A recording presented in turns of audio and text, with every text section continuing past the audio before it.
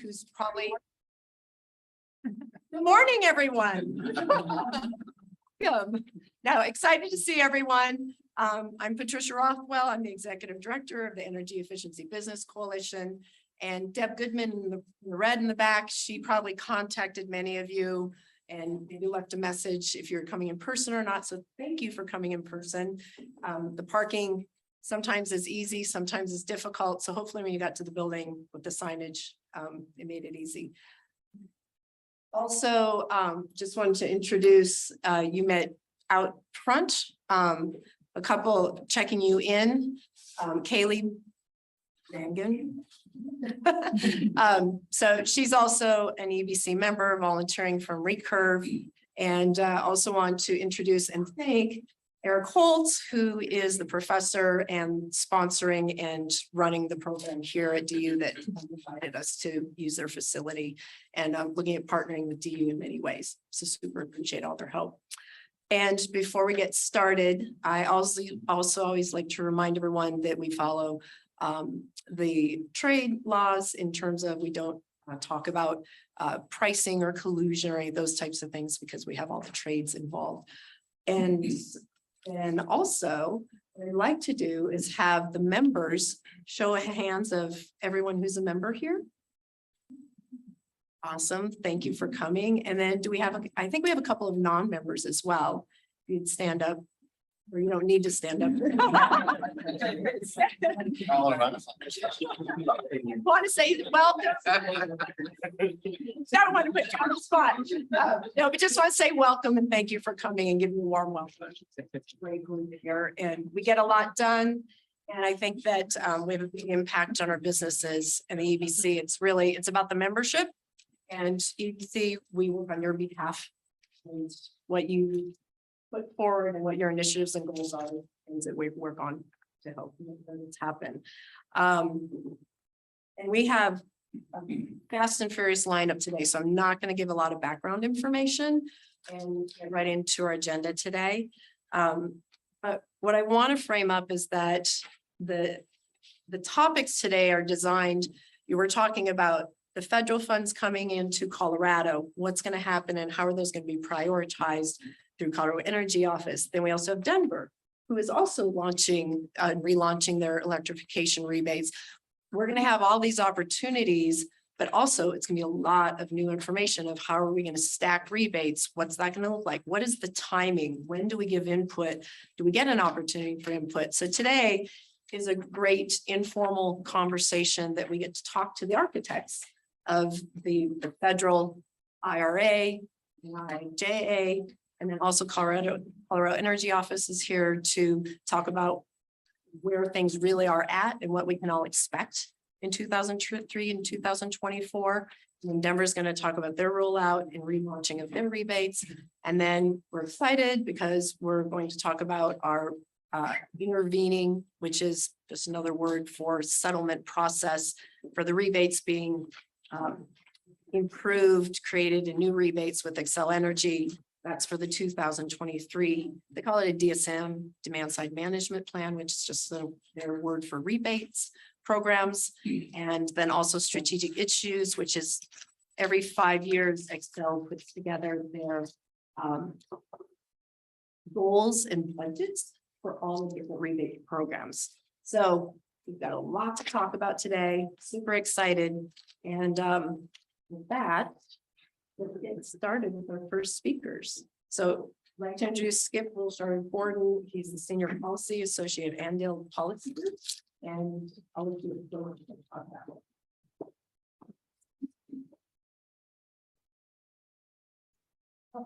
Hello, everyone. Great to see all of you. I'm Skip Wilshire-Gordon. As Patricia mentioned, it's great to be among all of you in person. I actually was presenting to you all virtually a year ago at this time at the December quarterly meeting in 2021. Things were a little bit different. We were talking about, we thought we had a really great shot at passing something called the Build Back Better Act. I think maybe hours after I gave my presentation to all of you, we found out that was not going to happen. But we picked ourselves up, dusted ourselves off, and I'm very happy to be able to tell you that we did get a ton of great priorities for energy efficiency in the federal legislation known as the Inflation Reduction Act. And I'm really excited to be here today with you in person this year to talk more about what was in there for our industry, because we are really in the spotlight now as a result of the billions of dollars rolling out as part of IRA and as also IIJA. So, all right, next, yep. Vibrated, sorry. Great, perfect. So Andil Policy Group, we're based in Washington, DC. We represent clients focused on energy efficiency and clean energy. We've got a deep expertise in residential energy efficiency, but we track commercial and track all the rest of that. So we're very much on the front lines. We are very much the voice of energy efficiency, especially home performance in Washington, DC.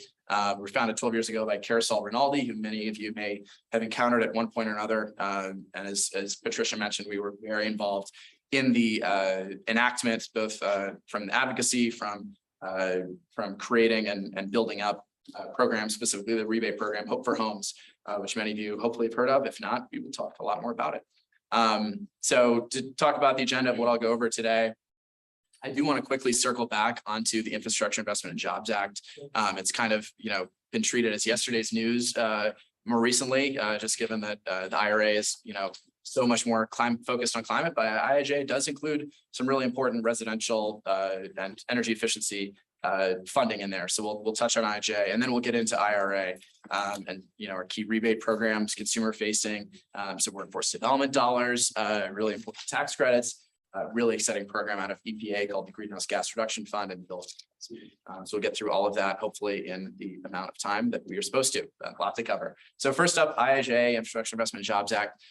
This was the bipartisan landmark legislation passed in the 117th Congress, signed into law November 15th, 2021. It was definitely focused on things like roads, bridges, traditional infrastructure, but there was energy infrastructure included. And there were a number of really important programs supported in IIJA. Obviously, given the time frame, IRA only just passed in August. IIJA, we're a little bit further along with implementation.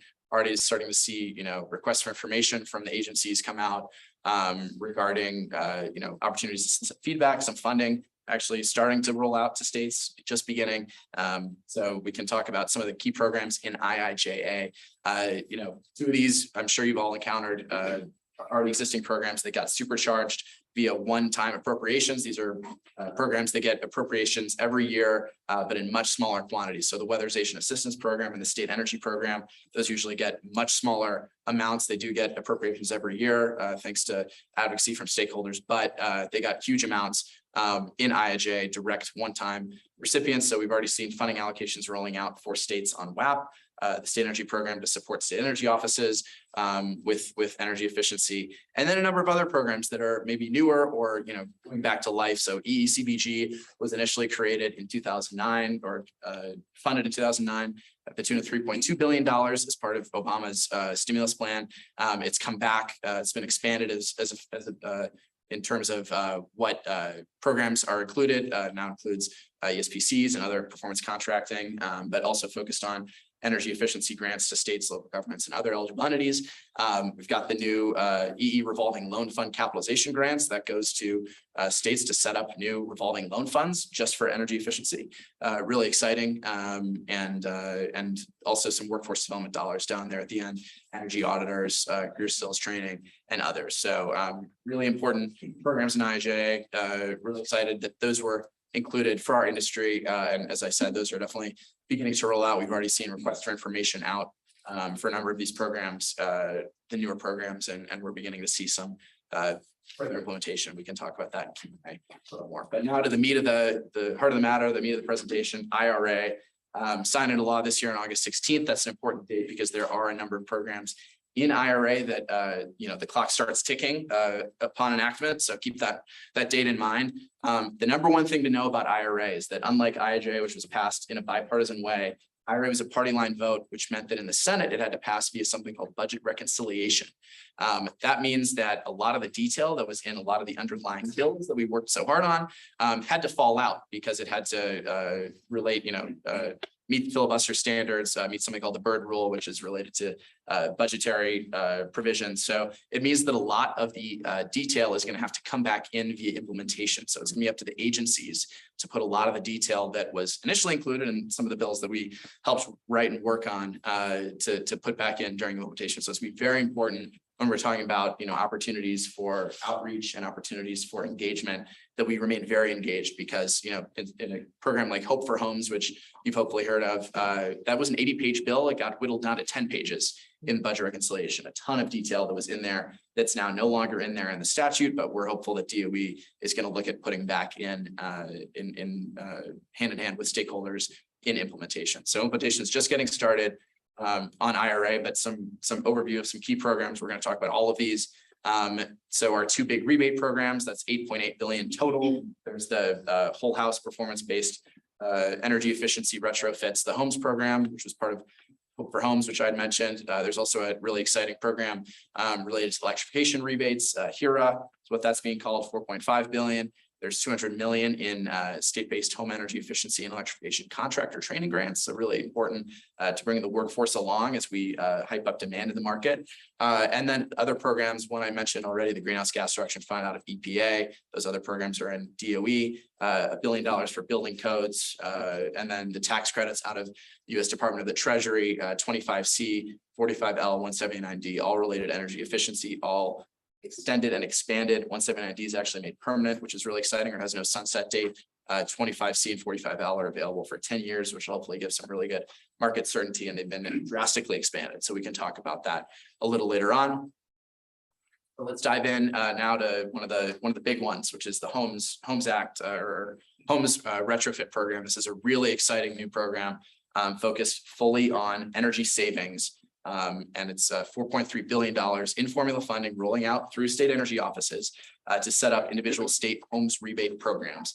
There are two pathways to the energy savings that the bill requires. There's the modeled pathway and the measured pathway. Carmen Best with Recurve is going to be speaking a little more during Q&A about the measured pathway and some of the intricacies there. That's a really exciting program actually focused on measuring the actual savings instituted by retrofits and tying that to the rebates. It's a really exciting new way to calculate energy savings and to get rebates into the pockets of homeowners and contractors. The modeled approach is a little bit more conventional with model energy savings with a standard consistent with BPI 2400 is what the statute says, but up to $4,000 at the market rate if you can achieve or model 35% savings. Rebates double for low and moderate income households, up to $8,000. So these get very generous at up to 80% of project cost. These get very generous for low and moderate income folks. If you're asking about what is a low and moderate income person, as defined in this specific provision, it's if you're under 80% of area median income. That means that you are lower moderate income, and that's defined by the U.S. Department of Housing and Urban Development. So we can get into all of that great details. A key thing to note here is that this covers single and multifamily. There are $200 contractor incentives for folks who are working in low and moderate income communities doing homes rebates. They can claim up to a $200 credit for them. And then there is a prohibition of combining rebates between this provision, HERA, the electrification grants, and also any other federal grants or dollars. The key thing to note in the statute is for the same measure. So we're still going to be looking to DOE for a little more specificity on that. But our read is that, potentially you can be looking at, achieving energy savings via insulation, via building envelope and homes, and also potentially pursue a heat pump upgrade under the electrification rebates.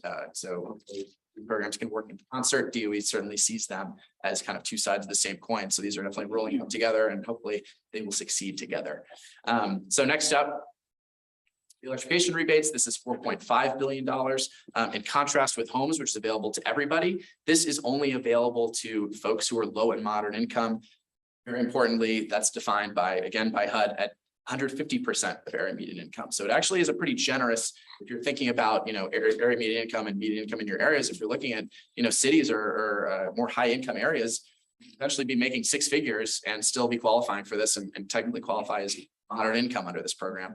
The key thing to note here is that it's half of the costs are covered for appliance installs. You can see all the list down below here: electric stoves, induction stoves, heat pump water heaters, heat pumps, electric wiring, breaker boxes, ventilation, insulation, and more. But the key thing to note is that that covers both the cost of the appliances and the installation cost. So that's another generous piece of this. And then also, if you're under 80% area median income, it's fully covered. It's 100% covered. So these are incredibly generous. It's 100% covered, I should note, up to $14,000. But again, very, very generous. If you're in that 80%, the moderate income bracket, 80% to 150% of area median income, then it's covered up to 50%. Again, with that same dollar cap of $14,000. So these are very generous.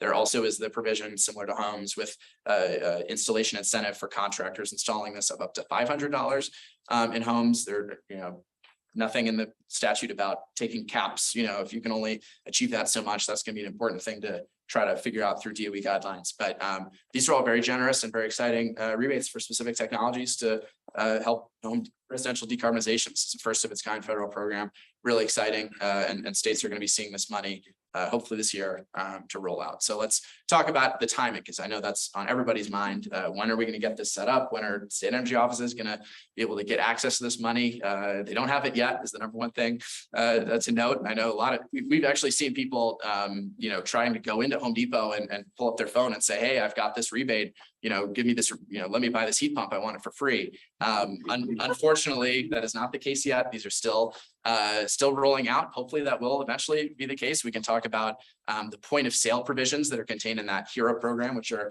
going to have to be figured out. That's an incredibly challenging thing, given that the HERO program is income qualified. You can't have someone walking into the Home Depot, going to the cash register, and then showing their tax return to show that they're lower moderate income. That's not going to work. That's not how this program should work. We're going to need to do some income pre-verification there. And work with software providers and others to make sure that this rolls out smoothly, because that would just be bedlam. But implementation timeline, there are no specific dates here. DOE's given a little more, but what I can do is kind of walk us through the order of operations here. So first up is the DOE is going to release a request for information, also known as an RFI, for public input on these rebate programs. We're expecting that in mid-January is currently the timeline. And that's when you all are going to have the chance to weigh in on these programs, give input, say how you think they should work, especially given, contractor base in Colorado with your great experience working on electrification rebate programs already. And I'd love to talk to many of you afterwards to hear how this, is rolled out locally in Denver and other programs out there through Excel, because that's going to be really important to pick your brains to figure out how this can work nationally, and then back through state programs and what guidelines are going to work. But DOE will release the RFI a few months hopefully to respond to that, and then potentially in the late spring is what DOE has said. After receiving all that input, DOE will then put guidance out on how state energy offices can apply for the funding. And so that will give state energy offices the chance to go through and say, okay, these are all the boxes I need to check. This is what my plan needs to look like. Once that is instituted, or once that happens, state energy offices can then submit their plans to DOE. They can apply for the funding. They can show, here's how the Colorado, or here's how any state, here's how our plan is going to look for these rebate programs. And then DOE will have the chance to hopefully just approve that program. And then the funding allocation will roll to the states. And so states will be able to set up their rebate programs, and then hopefully the rebates will be able to flow to consumers, to contractors, to everybody into the market. So DOE has said hopefully by the end of 2023, all of that happens. That's a very ambitious timeline. That'd be great if it could happen. Certainly, I think there is the potential this could go into 2024 as far as getting this set up, which does, I think, obviously there are concerns about things like work stoppage. If people know that there are rebates out there, they might want to wait to put in an install. Obviously, a lot of this comes, when home performance contractors are going to homes, they're usually going in so that they need to, at time of replacement, they need to go right in and replace equipment because it's not working if it's cold out or if it's hot out. So obviously that's going to be a challenge. That'll be a key thing to point to on the tax credit side, which we can talk about in a second, because the tax credits will be online on January 1st, 2023. So that'll be a key thing I'll get into in a second. One other key thing here when we're talking about timeline is that states have a 2-year deadline to secure funds, or at least a minimum of 2 years in the statute. So if states do not apply at the earliest, again, by August 16th, 2024, 2 years after enactment, then there is the potential that DOE can redistribute funds to the states who did apply and did set up the programs. So that's something to track for all of you if you're looking at potential new funding going forward. If some states choose not to apply, we very much hope and anticipate that hopefully many states will, and most states will. But in that off chance they don't, or plans are not approved or anything like that, that would be something to track as a potential for additional funds. So that's all the implementation timeline. If we're talking about how much money we're getting, here it is. In Colorado, it's a little over $140 million That's the funding allocation as announced on November 2nd. This uses the DOE State Energy Program formula, which is weighted based on energy consumption in the state per capita. It's weighted on population, and then every state gets 1/3. Everybody gets evenly. So those are the funding amounts. You'll note you might be curious because the electrification grants are a little lower than homes. You're like, wait a second, Skip. Why is that? You said that HERA had 4.5 billion. Homes was only 4.3. Why is HERA lower? Well, 225 million under HERA is reserved for tribes. So that came out as far as tribal government money. And then in addition, DOE took off the top, as they were allowed in statute, as they're fully empowered to do, 3% for administrative purposes. So that's how those numbers came to be. But again, states are going to need to apply for funding. So this is what's allocated for Colorado, but Colorado will still need to apply for and receive approval from DOE on the rebate programs to get this money. And it hasn't gone out yet. So that's homes in HERA. I'm happy to get into more during Q&A, and really excited to talk more about the measured approach specifically in homes during Q&A, because that is a really exciting program. But let's move on here to now some of the contractor training provisions. Again, when we're talking about the IRA passing via budget reconciliation, there was a lot more in this provision. It is basically now 2 paragraphs of legislative text. I welcome you all to read it if you'd like. This got way shrunk down. But the key thing to note is that this is supporting energy efficiency and electrification contractor training. Specifications are totally going to be left up to DOE in implementation. But I'm excited to say that today, DOE has said today, DOE is going to be releasing a request for information just for workforce to solicit feedback on from stakeholders on how funds are going to be used here. So this is very exciting. We will be responding on behalf of our clients, and we definitely look forward to potentially getting EEBC signed on and getting your input on potential responses to that, because this will be very important. As I mentioned, home performance industry and electrification industry was already facing a workforce crunch before these rebates were coming online. So it's going to be really important, especially to get a diversified workforce, working in the low and moderate income communities that these programs target, to make sure that the workforce is reflective of the communities they're working in. Is going to be a really important thing to be emphasizing. And so we're looking forward to submitting comments to DOE. And again, we're anticipating today is going to be when they release it. At least that's what we heard last week. So I haven't seen anything yet, but the day is still early. So, all right. Another thing here is that this is brand new, a contractor survey, which I believe Patricia sent out to all of you via your emails, but QR code's up here. Would love to, in the vein of getting your feedback, would love to get your feedback. If you are a contractor, please take the survey. We're having it distributed from a number of entities: the Building Performance Association, E for the Future, Pearl Certification, Home Depot, and others. Sharing personal information is completely optional. And then when we do present the results to DOE, it's going to be anonymized and aggregated. So don't worry about that. We've already received 500 responses to this. We're really excited about the engagement we've gotten, but would love to get, continue regional diversity, get more Western representation in there. Had a lot of East Coast responses, and we've extended our deadline. Initially, it was going to close tomorrow, but we're now extending to the new year, given that DOE is going to be releasing this RFI on workforce today. We think it's important to give you all a few more weeks to respond. So wanted to leave that up there, and I believe Patricia is going to be re-upping the link afterwards, in case you already haven't gotten sent it before. So that's an exciting thing. All right. To the tax credits, big changes here on the tax credit. First up, 25C. Many of you familiar with this one. This used to be a lifetime credit of $500. That's gone. It's annual, and it's up to $1,200. So it's more than doubled, and you can take it every year, which is huge. And it's available for the next 10 years. In addition, within 25C, there are new credits, one for energy audits of up to $150 or 30%. And then also a 30% credit for heat pumps and heat pump water heaters up to $2,000. So we have spoken with the committee staff in Congress who believe that these can be taken together. So you potentially in 1 year could get up to $3,200 of a tax credit under 25C and combine that $1,200 for insulation and other activities with the 2,000 for a heat pump or heat pump water heater. We are waiting official guidance from IRS in the coming weeks. It has to happen soon, since January 1 is when this comes online. But we are optimistic that that will be the case, and you could potentially, achieve $3,200 or receive $3,200 in a tax credit on 25C. 45L has also been drastically expanded. It's now going to be up to $5,000 if you're meeting the requisite requirements. This is for new construction. They also changed the statute to include I think, I'm not sure the specific phrasing, but it's substantial rehabilitation also now qualifies under 45L, which is very important. It doesn't have to be straight up whole cloth new construction.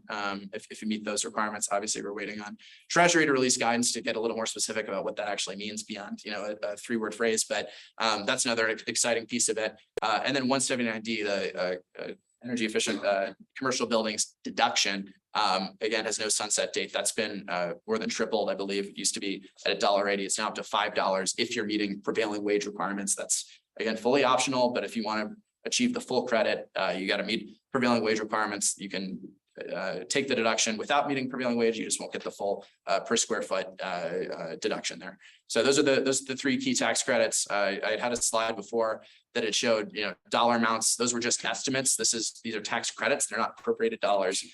It's estimated by the Congressional Budget Office that 25C could be $12 billion over the next 10 years. It's estimated that it could be $2 billion under 45L, and it's estimated that it could be $362 million under 179D. However, there are no caps for any of these tax credits. So the number could be below all of those estimates. It could be much higher than all of those estimates. That's just what the Congressional Budget Office estimated in July of 2022. Things could be very different, 8 years down the line, and there's no cap at all here with claiming these. So the tax credits are definitely, when in the context, especially of 25C and the heat pump tax credit, as far as the rebate programs not necessarily being available until later this year at the earliest, I definitely would emphasize the importance of the existence of those tax credits as being available and being ready, plug and play day 1, January 1, 2023, for those going into homes and talking about what's available to homeowners. So yeah, the 25C can be taken every year, one-time tax credit. exactly, it's become annual from lifetime. That's one of the exciting parts of it.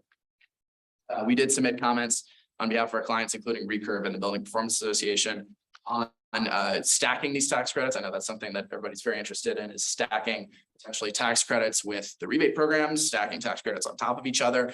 We requested all of that. We're waiting to find out from IRS any day now if our voices were heard there. There's nothing in IRA that's prohibiting that. So we just are trying to kind of get an affirmative read from the IRS on that, but that's something to stay in touch on, because that could potentially be huge as well. Stacking something like 25C, the $2,000 heat pump credit, with the $8,000 rebate would be huge. So we're definitely tracking that very closely. So next up, EPA, the Greenhouse Gas Reduction Fund. This is a really exciting new program out of EPA. This is a really big, we've been talking about we're in the billions, but this is huge, $27 billion. It's divided up into 3 buckets, $7 billion for competitive grants to deploy zero emission technologies. That includes distributed rooftop technologies. The background on that is that, again, a lot of legislative text fell out. That was initially a bill from Senator Sanders of Vermont for solar roofs for low income folks. But now, the legislative text changed that a little bit, not to just call out solar roofs and basically deploy any other zero emissions technology. So you might be asking, what is zero emission technology? Is energy efficiency included? The answer is yes.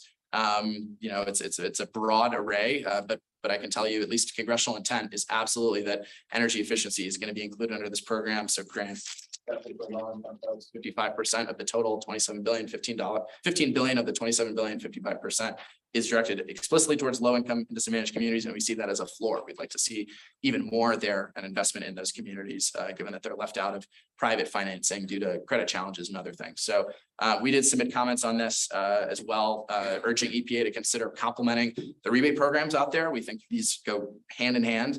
The Greenhouse Gas Reduction Fund, especially the 8 billion that is available, or the 7 billion that's available to states, potentially to help out state energy offices with the rebates. So that was something we submitted, but this is going to be standalone, 27 billion operating again through EPA, not DOE. Another key thing to note, you've seen a lot of numbers as far as years, when things sunset after 10 years, tax credits, things like that. This one is not. This one is available through September 30th, 2024.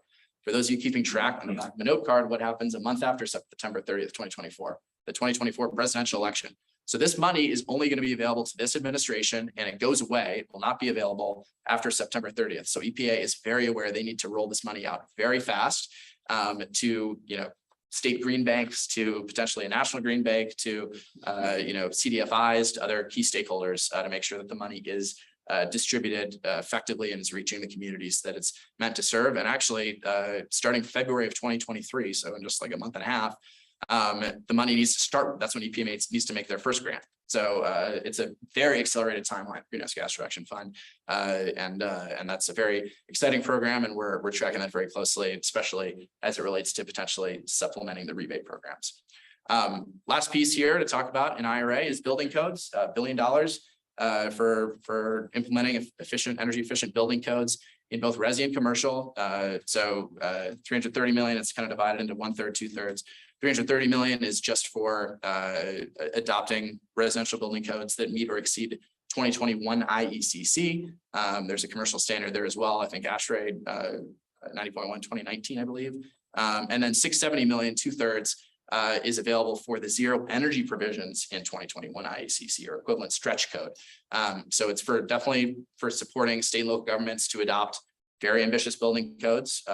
Obviously $1 billion we go a long way. This is also paired with $225 million in IIJA to also support updated energy code adoption. The IIJA energy code is a little bit less ambitious. It basically just says if you are improving your energy code at all, that would count. This is definitely a lot more specific about the IECC and zero energy provisions in the IECC. So that's the building codes money in IRA. And with that, I have concluded. I know that was a lot, but I appreciate your patience, and I will turn it over to Dominique to give the state perspective, the state energy office, and look forward to taking your questions in just a second.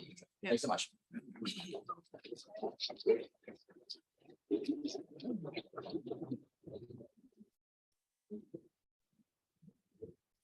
You want to stand here? Okay. And I also wanted to say, we're excited you're here because I think there's been a lot, I don't want to say misinformation, but a lot of assumptions. And I feel like we want to hear and have you say, this is really how it's happening. And here's where we don't know answers, and here's where we do. So Sure. thank you. Good. Thank you. Thank you, Skip. So hi, I'm Dominique Gomez. I'm the Deputy Director of the Colorado Energy Office. And I'm really glad that Skip went first because he just gave all the information about all of the background and, you know, in a way better and more in-depth way than I possibly could. I think hopefully one of the big things that you got from Skip is that this is really exciting. There's a lot of money. And Colorado doesn't have most of it yet. So this will be much shorter. I really want to just get into the Q&A, but just a little bit in terms of our perspective. There we go. Okay, so just in case you don't know anything about us, the Colorado Energy Office is a non-regulatory office of the governor. So we are a state agency. We're fairly small as far as state agencies go, right? There's CDPHE, there's other big CDOT, and then there's us. We currently have, I think, just under 60 staff. We are growing. And our programs include things like the Weatherization Assistance Program, which Skip mentioned got some extra funding through IIJA, but is something that's been around since the 70s. With a big focus on vehicle electrification. We do a lot of programs around financing. We do technical assistance programs. And then we will be running all of the programs that Skip just mentioned, including rebates and other things. So that's what we do. Okay, so what we know so far, I think Skip just covered this really well, but we know that billions of dollars are going to be coming through the IIJA and IRA for climate. And that's really exciting because it's really going to push forward what Colorado has already set, which is some really aggressive greenhouse gas targets, especially over the next 10 and 20 years. We know that a lot of those programs will come through the Colorado Energy Office, but some of them will also come through some of our sister agencies, like the Colorado Department of Environment. And we know that there's going to be a big push, you know, in the next couple of months. It's already started to get guidance out, to get public input, and that will happen both at the federal level, and then it will also happen at the state level. But, you know, as far as we go, we have to wait for the feds. So, you know, a lot of calls, and I want to introduce my colleague, Ida Mae Isaac is here. She's with the Energy Office as well. She's our recovery officer who's really responsible for helping us pull down a lot of these federal funds. So we get input, you know, and questions daily about people saying, like Skip said, you know, they're going to Home Depot. They're also coming to us. Can I get my rebate? We don't have any money yet. We don't have the guidance yet, but as soon as we do, we will certainly be trying to get information out there. I just also want to kind of paint a picture about how historic this is. So many of you might have been around during the ARA days, the recovery days under Obama, and there was a lot of investment that came to climate in those days. I was on the consulting side back then. I remember, all of a sudden we had a lot more money to do greenhouse gas reduction planning and to do installs, and there was a big workforce push, right? Green jobs. Okay, in comparison, if you look at what's happened in the last 2 years with IIJA and IRA in particular, this is a much bigger pot of funding. And so one thing to just keep in mind, and Skip didn't say this, but DOE has some indigestion right now, right? They had IIJA who came last year, they have IRA now. They are just trying to digest and get this out the door, and it's going to take them a little bit of time. The other interesting thing about IRA is this really loops in EPA. And EPA is not always done programs like they're being asked to administer through IRA. So they're figuring it out as well. And so that's just kind of something to keep in mind. It's a lot of money. They want to spend it quickly, but they also want to spend it well. And then as soon as it hits the states, we're in the same place, right? We're usually small. Energy offices tend to be typically pretty small, not a lot of staff. We want to spend that money really quickly, but we also want to do it the right way. So just something to keep in mind. All right, Skip covered this, but we know that there are a few programs that will come through the Energy Office, and the two big ones are those two big rebate programs. Because we already covered those, I'm not going to go through those, but we know it's about $140 million that will come to the Energy Office. We hope that's going to happen sometime in the next calendar year. We want to really be ready for that, and we want to be ready to, as soon as that money comes, to be ready to spend it. Right, because we think that the sooner we can get that money out and deployed, the earlier and the bigger climate impact. We also know that there's this energy efficiency contractor training program. Haven't seen anything yet, don't know much about it because we haven't seen much guidance, but that will also come through the Energy Office. We also know that there's all these tax credits. And Skip said this, but the really key thing there is those are uncapped, which means for a place like Colorado, where we know that making use of these tax credits and encouraging residents, businesses, everyone to access these tax credits is going to have huge benefits for the climate, for their wallets, for all of our goals. That means that we want to get them to access it. And we want to go way beyond what CBO said and what they think the number of, tax credits that will go out the door is. So we will be really focused on the next couple of years on doing marketing, on doing technical assistance, right? These programs don't come through us. Thank God, right? We're not the IRS. We don't administer anything. We don't even necessarily have an official role in these tax credits, but to us, these tax credits are an opportunity. How do we make sure people know about them? How do we make sure it's as easy as possible to actually access them? Not the tax side, but more, what do you need to do? What is allowable under these tax credits? How do you find a contractor? How do you actually move, from I'm interested to making sure you actually do this within the time frame allowed? So that's a big focus. We think that this is kind of more than the rebates. The rebates are really exciting, but this has sort of unbound potential. And so that's going to be something we're really focused on in the next couple of years. And as Skip said, this is, 3 weeks out, right? I forget what today is, the 15th, 2 weeks out, 2.5 weeks out. So these will be available really soon. And so when those calls come in to us asking for rebates starting on January 1, we're going to be saying, we don't have those yet. We can't tell you too much yet, but do you know about the tax credits? I already kind of mentioned this, but EPA has a really large role in addition to DOE. And so there's a number of different programs that they'll be administering. We already talked a little bit about the greenhouse gas reduction fund, but there's all these other programs that will go to EPA as well. They are already asking for input, and in some ways they're moving a little faster than DOE was, right? So they have a bunch of RFI and dockets out. They're getting input. They have to start spending this money really quickly, and so that's just a little bit of a different, different picture than the money that goes through DOE. DOE is very used to these sorts of programs. They have formulas for how they typically administer them, but EPA is kind of a new player in some of this. We've already gave a timeline. This is a slightly different look at it, but sort of similarly, IRA signed in August. I like to remind people, IIJA was signed last November. A lot of those programs are just starting to roll out, right? We just saw the first dollars from IIJA hit the Energy Office in the last few months. So it takes a little bit of time to get this money out the door. That being said, there's a lot of requirements for some of the IRA funds to start being spent very quickly. So, some of those are a little bit quicker. And then you'll see some of these things that have happened in the last few months. And we know the tax credits will start January 1. That's kind of the other big thing. And then all of the various rebate programs will be moving as quickly as possible, but we're still not exactly sure when that money will come. And with that, I think mostly we would just want to have time for questions. So, yeah, thank you. Come on up.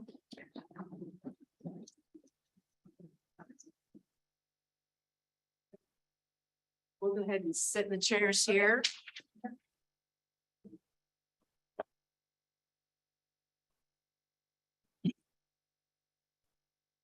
Thank you. Great. So also Carmen Best, who's from Recurve, board member of the EBC, going off the board. She's trying to. We're not letting her go yet. And then also our Policy Action Committee chair in 2021-22.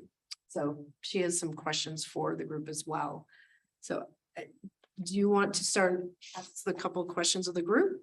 And get your feedback and thoughts real quick. I think it's really interesting to listen to all of that information flood over all of us.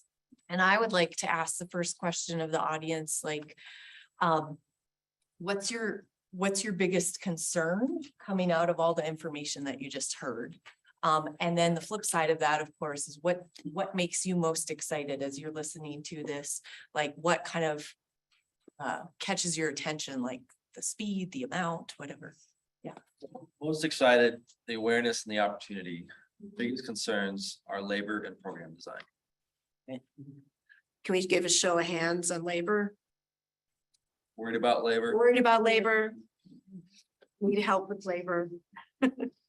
Right, and the other was program design. program design. Is that also a concern? As in how the program is designed? How are we gonna identify the by income standards, like Zip, you breezed over it, but that's kind of huge. Huge deal. Yep. Yeah. In the back? Again, just stacking on top of that, getting the awareness out to the right criteria, how it's gonna play out for people that can't necessarily purchase it up front. Also filing taxes is gonna be somewhat of a nightmare.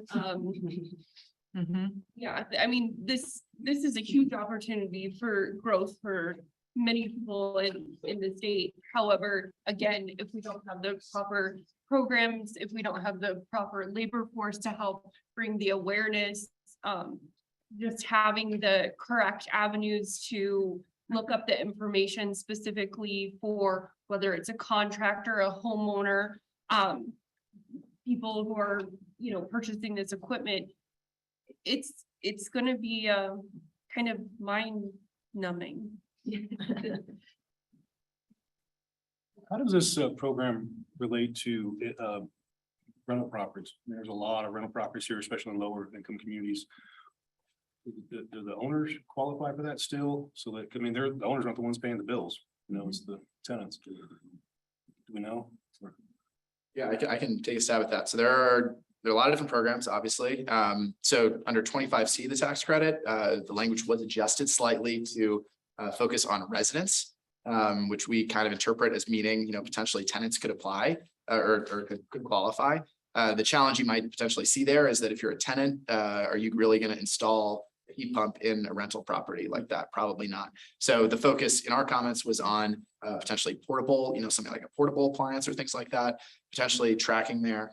But other programs like the rebates are going to be, homes in here are going to be largely homeowners, I would imagine, as being the taxpayer. On 25C, again, you're going to just have challenges trying to get a tenant to install, but yeah.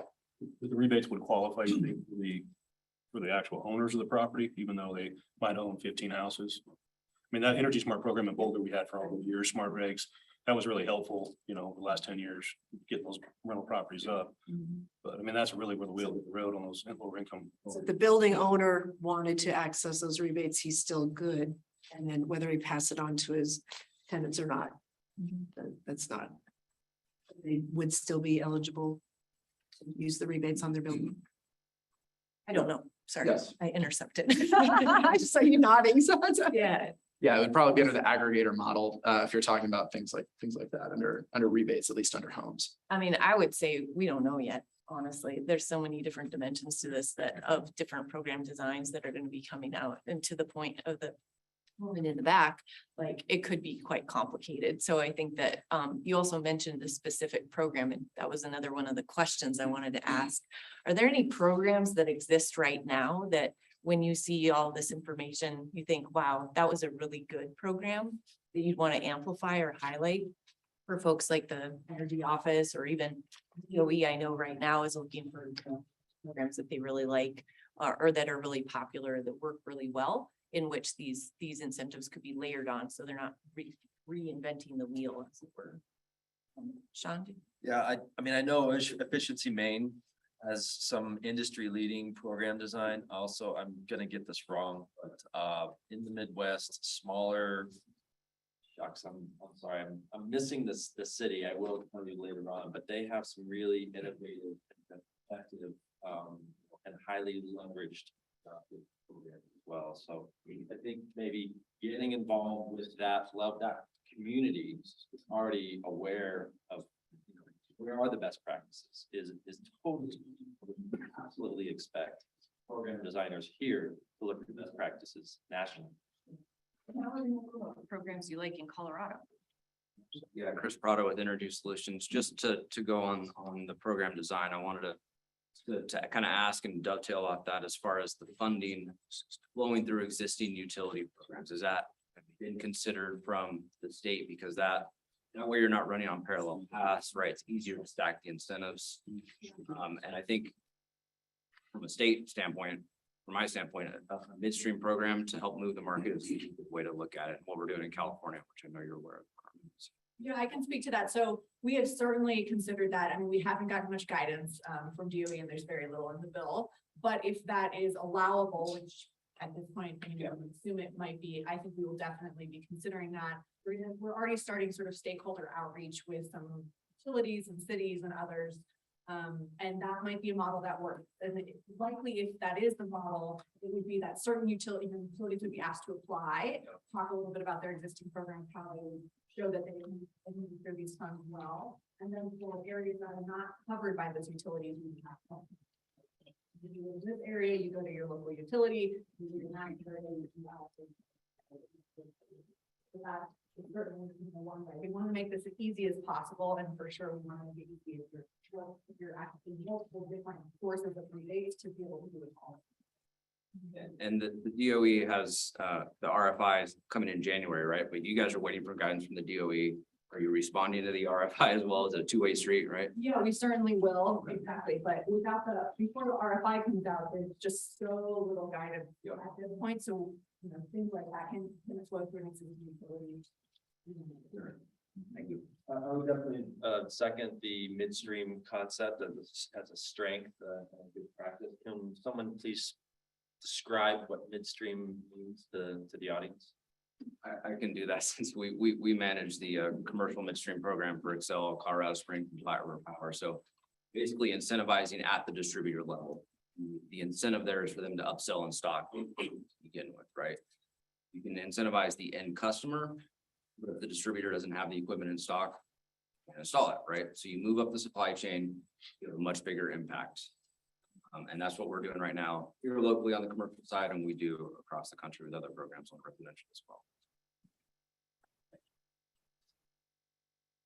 I think one of the biggest concerns, and I don't know that there's any easy way to solve for this, is client, homeowner, commercial property owner hesitancy moving forward with uncertainty about the outcome. And it seems like, you know, it cuts both ways with all these incentives. Like people wait, oh, I'm waiting to get an electric car until it has a 500-mile range. I'm waiting for the next breakthrough with solar. I'm waiting for the rebates to come online. So Denver, for example, right now with the rebates that they have, we have ooh, of people who want to move forward, but they're waiting. That's really rough to run a business like that when an entire segment, and in this case, it's everyone, is a little bit hesitant. And again, I don't know that there's any way to solve for it. There's probably some creative ways to say, we'll give you rebate this for you, but without knowing what these are, without any way to install now and get rebates later, it can put the brakes on a little bit until this stuff is figured out. And that's a challenge, I think, for everyone. Yeah, I know that one of the provisions in the Homes Act, and you will correct me, but there could be retroactive fees. So we're waiting for guidance from DOE, but at least Reaper's model is tracking and monitoring the intervention. And when the intervention happen, and we can still monitor the pre-post changes in energy consumption, we could be doing a retroactive incentive payment. So track it now and be able to get either via the utilities, give an upfront payment of some marginal portion, and then hold on for a cash flow coming a little bit later once the monies are. And there's lots of different ways that might play out. I'm just giving one example. On retroactive there, just to piggyback there, yeah, I was gonna call it DOE last week. They're very aware of that. They do think that potentially the statute supports retroactive. Having said that, incredibly challenging to implement. So they are very attuned to that. But that'll, again, we'll find out. I completely agree. And that's, I'd say, the most challenging question that we get, right? Whether it's a homeowner or whether it's media, right? So we get reporters calling and saying, needs fund. So if I'm someone who wants to do a heat pump, should I wait? Boy, do I never want to tell anyone to wait, right? Never, ever. But it is hard. And so, certainly if that is allowable, we will be doing our best to design some sort of program that makes it as easy as possible, but it's really hard to give certainty in the meantime. And we do try and direct people to, are there any existing rebates or, programs that they can access to make it sort of affordable and attractive enough right now? But it's such a challenge. Is there an input process that or feedback process that our group can participate in that's upcoming that we can plan for to bring some of the? Yeah, so I will say that it will be sort of federal then state. So, first the federal government DOE, and in some cases EPA, in some cases already have these open, we'll have RFIs. Those are usually, everyone can participate in those. They usually give a month or so. And so we expect those RFIs for these big rebate programs to come early in the new year, January. The first is that, right? So once the federal fund government has done their public input process, they're also doing a number of listening sessions and other things. So there's other ways to participate beyond just written comments. Then once that's sort of completed, we will start our own public process, and we expect to have a slightly less formal, but also process where we have input written and in some virtual format as well. And a couple dates that struck me, because I think we were expecting, so we know the tax incentives are coming immediately in January, but the actual rebates, because of this process that we're talking about.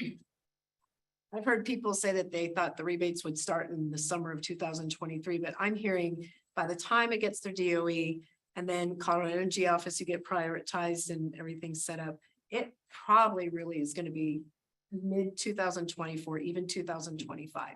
Is that accurate? We hope not. We really don't know, right? So DOE has to have their process. We have to apply for the funds with our plan. We will be trying to do that as early as possible. And I will say, with most of the other DOE programs that we run, the earlier you apply, often the earlier you get your funds. It is sort of a rolling basis to some extent. And so we will really be trying in Colorado to make this happen as quickly as possible and have our programs set up such that as soon as those dollars, hit our bank accounts, we have them open and available. That being said, at this point, I'm thinking earliest is sort of next summer, latest would be sometime in 2024, but I'm really hoping it's sometime, in the second half of next calendar year, but that's out of our control. Would it be helpful to the group if we had a chart that said, here's the federal buckets, you put the Colorado buckets, but I think when you get into the program pieces, understanding when those are going to hit and what that, I feel like that would help even the EEBC and working with all of you guys to say, here's kind of the rollout for each piece. Yeah. And even to put some kind of timelines, because I would love to have our group have input very specifically on those, because we collectively have so much knowledge in our group. Sure. Versus just going into a public process. So I'm looking at my colleague Ida Mae, because we actually are just putting up we're gonna put up a page on our website about these federal funds, right? We get a lot of inbound questions and probably some of it will be some sort of table that says, here's the program, here's a link to DOE or EPA to read what it is. Here's where we're at, and usually it's, waiting for guidance or whatever the case may be. Next way you could have input on the process and when the funds will be expected. So I mean, I do think that that's the information we'd like to provide.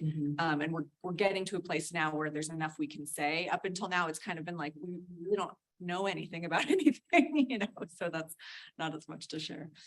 Yeah, I want to say one thing that I'm really excited about is that the income qualifying parts of this, and I think that actually to Bill's point, has an interesting segment here, which is that there's a segment of 150% and over EMI that has no reason to wait. And so I guess the request is like, as you're doing all of that publicity and stuff, if you can really emphasize that at least unlocks one part of the market now that we can go address and then kind of move down market later as these rebates come out.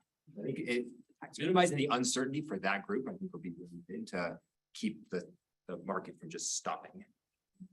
And on the keep the market from stopping piece, long program run times, as long as possible. Give businesses time to adapt, adjust, hire, train, and structure around where you want to be in 10 years. And clients, everyone loves certainty. Everyone wants consistency. The stop, start, incentive, no incentive. And again, these are things that are kind of out of our control in many respects, but I think what Justin was saying and what Sean's saying is we have to try to even it out as much as possible, because again, people just don't, they will wait. And it happens all too often. And it's really tough to run a business when things are changing all the time. And these are significant rebates. So someone's going to wait. And the 25C, if I'm saying that, 25C as a year-over-year opportunity and looking at how much work has to get done to, an average house, whatever that might look like, the energy analysis, and then the structuring of a plan over time. I'm going to do, improvement A and then improvement B and improvement C year over year. That's a win. So I think it's about budgets, it's about outcome, it's about priorities. So on 25C, where does the responsibility lie? On the contractor to ensure that equipment meets it? Is it on the homeowner to ensure it meets the criteria? Is it on the distributor? Where's that onus? So if some contractor actually installs equipment that doesn't meet the requirements and the person thinks they're getting a tax credit, can that taxpayer then sue the contractor for that? There's some challenges that might come up. No, absolutely. I know their product identification number pieces in there, to that point about year over year, you can't be claiming the credit on the same equipment you bought in 2024, again in 2025, things like that. But definitely that would have to be addressed by Treasury guidance, which hopefully will be any day on that. But you're right that, it's not always, very frequently not homeowners who are the ones doing the install or purchasing of the heat pump. It's going to be somebody else. So the contractor and others are going to be coordinated and then give documentation as part of that to show, because that's gonna be part of reporting to the IRS that, I bought this, this is the PIN, that all is gonna need to be supplied by the Treasury. Hera versus Homes, and I apologize, the only difference I see is the AMI, 80% versus 150, correct? Is it essentially the same dollar amounts in each program or? Yeah, sure, the dollar amounts are essentially the same. The programs themselves are fundamentally different. Hera is prescriptive. It's only on these specific appliances that's laid out. Homes, as Carmen can also affirm, is focused on measured or modeled energy savings, and you don't get the rebate unless you do one or the other of those. It's a whole home performance for your model. So even if you're doing the model or the measured way, what you're looking at is kind of installing multiple technologies for a single home, doing installation, retrofits, even heat pumps, etc., to optimize that home's performance. And then the incentives are tied to reducing overall consumption, or it also has an interesting list that you can use EWH equivalent. So say, for example, Xcel Energy has adopted some carbon goals, etc. You could design the incentives to be inclusive of the GHG impacts that they might be wanting to achieve with the program. So on the measured path, you can use a differentiated kind of time value for when those savings are happening or when the building is using energy, the home. And then you can aggregate that so that there can also be a grid benefit that's tied with the customer benefit, and that amplifies the incentives that could be available. So it's tied to 20% of average energy consumption for the state, but then the way you can kind of optimize the delivery of that is very different. I'm not gonna have enough time to go through the whole measured approach. I know, I'm but, thinking we're at um, time probably. we're at time already, But I have my laptop if you want to see the numbers. It's still like 2,500 for an HVAC retrofit. The per unit savings costs are 32 cents a kilowatt hour or about $9.40 a therm.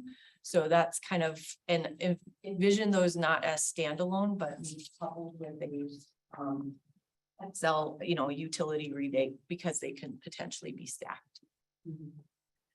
One more question. Just a comment, so. Like Xcel Energy, even the Denver Climate Action Rebate, because they piggybacked off of Excel's requirements. Those always have much better traction than tax credits, just the uncertainty of getting it, having to get a CPA if you're low income. You don't have the money to do a cold climate air source heat pump. Taxes, yeah. You might not have enough tax burden to qualify that, but like the Denver Climate Action Rebate, we were able to do $467,000 rebates in 6 weeks. So that's a much better driver than tax credits. So. Got it. I think just one more plug for your survey. It sounds like. How long does it take the survey? 10 minutes. It's a 10-minute survey. I know you all have. That feedback is gonna go into, it's a kind of, will it, like Yes. the things that we're talking about, Yes. should they give input? Because that's gonna go to Yes, DOE. that's the perfect, if you're a contractor or working with, that is the perfect avenue or one of them beyond these other opportunities like RFIs and other things that are coming out. I mean, this is gonna be something that we are gonna, aggregate all the data again, completely anonymized, and then present it to DOE and say, hey, here's what contractors think about this. Are they gonna be taking up certain programs? Are they interested in this? And this is your time to, or one potential great opportunity to really weigh in. I also wanted to put in, sorry, there were other questions. Yeah, go ahead. Yeah, I mean, I was just thinking, what is the way in which we can motivate you to provide these funds to us faster? Survey be the best way for us to take control of that, or? I think they're trying. Yep. Yeah, I don't think that they want to get these funds out the door as much as possible and quickly as possible. I think it's just, they have so many funds that are coming through them, especially when you look back at IIJA, there's literally dozens of programs that they're administering that are new. And so they are just trying to move as quickly as they can. I know it's frustrating. One way we've been trying to support them anyway in our advocacy is, at least for the homes portion, keep it simple, keep it back. Sorry, state agencies, we're seeing. State agencies deal with it, and I think that'll help get the funds flowing faster. So if they can just have really kind of principle guidelines, not prescriptive guidelines, then it allows for more adaptation to whatever the situation is in a given state. Because every state is coming into this at a different level. So, well, great. We're gonna have to wrap up. Thank you so much. And thank you everybody for your comments. I just wanted to add, we'll start up our action groups in the spring.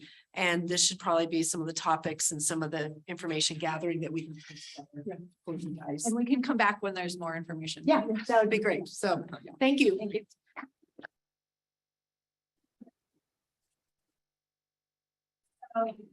Next, our next two speakers are from the city of Denver, and they're going to be talking about relaunching their electrification rebates and heat pumps again. And they are virtual, though. They are not in person. So they should be ready to go here shortly. So it's exciting. There, we have both Mac Prather and Jeff Tedgel. I'm not sure how you said Tedgel. But they're going to walk through what their plan is for the next year. So now we're talking about here's these federal coming into Colorado Energy Office. Now we're going to talk about what Denver and what does that mean in terms of stackability and what's going to be available out there. So they should be coming up on the screen shortly. Matt, can you hear us? I can hear you. Can you all hear me? Yep. Okay, excellent. Thank you, Patricia. And we're really glad to be here with you all. I don't know if you can see my video, but calling from home in St. Louis, family duties called this week. So glad for the ability to join you all virtually. Wish I could be there in person. My name is Mac Prather, and I work on lead the residential programs for Denver's Office of Climate Action, Sustainability, and Resiliency. So let's go to the next slide. What I want to talk to you all about today, and I promised 10 minutes to Patricia, so I'll be very brief here. If you have questions, put them in the chat, and we'll give you our contact info at the end here if you don't have it. We're going to talk about the home energy rebate program that started last year. It was very popular. We got great feedback through EEBC and individuals in this group, and we're thankful and indebted for that good conversation. We want to continue that, but we just want to get this information out there going into next year. First, I put this at the front because this is important to us in the city of Denver. We want to highlight these low and moderate income programs. So thanks, Skip and team, for already talking about a lot of this. Want to make everybody aware that Denver has additional programs for folks at 80% and less of the area median income. We have a Healthy Homes program, which is for also folks with chronic respiratory issues, doing some pilot projects and electrification and monitoring air quality in the home. So if you want to know more about these, I'm the point of contact at the city. I'd love it if you would reach out to me. Let's go to the next slide. The home energy rebate program in scope is rooftop solar, battery storage, electrical service upgrades, EV charger pre-wiring, heat pumps for heating and cooling, heat pump water heaters. Those will all be there when this program reopens in January, starting January 1. Everything on this slide stays the same. I think probably most people here are more interested in heat pumps, so that's what I want to focus on. One thing to highlight on this slide is that we know a number of people who participated this year needed maybe a 240 volt circuit, an electrical upgrade, or a service outlet, something like that. This rebate is available for all of that kind of work. So if you are installing a heat pump, if you're working with somebody installing a heat pump, somebody needs that electric service upgrade, please take advantage of that. Next slide. Going into 2023, like I said, this program reopens officially early in January. Anything that qualifies and is installed January 1 or later can apply for a rebate. So this slide is our updated information on heat pumps. I'm not going to go into detail. We're getting this out via email to our registered installers from this year. We're getting that out to EEBC to share with you all. And this will all be also published on our website. But just very quickly, ratings for equipment in SEER 2 will take effect January 1, of course. I want to highlight that for cold climate equipment, we are doing our best to match with the CEE requirements for their top tier equipment. And we'll continue to pay attention to those requirements like we've already talked about today for tax incentives and for those other dollars that are coming down the line. For equipment that's manufactured prior to January 1 or equipment that's SEER rated, we will have a window where we'll be accepting that for the program at the start of 2023. Those requirements will match the equipment requirements from 2022. So we'll send this all out again in an email. If you have questions, get in touch. Let's go to the next slide. We also heard really great feedback from this group. We had great conversations, great feedback and great responses. And we heard loud and clear that like somebody said today, the stop start is not something that's helpful across the board. That was feedback we had from homeowners, from installers, everyone at every level. And so what we're looking for going forward for the program is to make this rebate program clear, consistent, and simple. We want to make it predictable. And so we're anticipating the rebate amounts are lowering so we can reach more people and keep those going over the life of the program through 2025. That's our goal. We're also adding some updates to this contractor portal based on feedback from this group. For one, Spanish language access. We're going to have reservations for all rebate types so that you can go in and make sure you're going to have that rebate when you install the equipment. And we'll have training sessions on that portal early January. What's not included here, excuse me, are the rebate amounts. And so I just want to let everybody know those are kind of getting their final approval in the city. As you all know, everything has a process within the city. And those are getting their final checks. I will say to this group, we're expecting those, like I said, to lower so we can reach more people. Those should be for cold climate heat pumps around $2,500 each. For the normal air source heat pumps, high efficiency heat pumps, around $1,500. So that's a step down from those generous rebates last year, but we're trying to look at that full stack of incentives again with what Excel is offering with the tax credits that are available to folks, and look at the full picture there. So we hope that allows us to smooth out the demand, make those more available and available to more people. Next slide, please.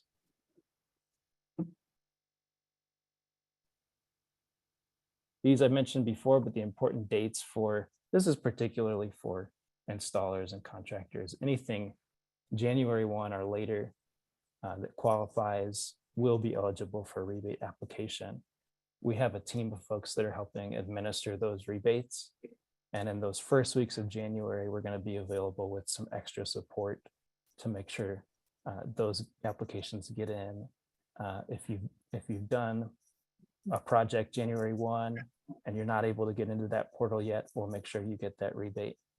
And then we'll be doing a formal training session January 5, just to show people how to log on. If you already did a rebate this year in 2022, your information is going to be transferred to this updated portal. So you'll just log in and make sure everything looks correct. That'll also give you a nice homepage where you can see every payment pending to you for these rebates. That training will be recorded and that'll be on our website. So you can go back to that for your reference later. And then January 9 is we're looking at our official public reopening date, just because January 1 is a holiday. So we'll be talking about January 9 in our public communications. Next page. And here's our contact information.